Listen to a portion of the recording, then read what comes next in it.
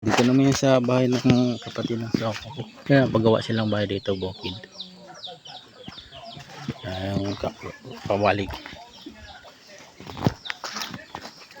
Ito.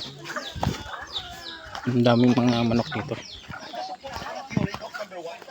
Yung bahay. Ang manok ko. Ito na kala yan. Aso. Iyan, timo yan. Dali na yan na. Pala yan.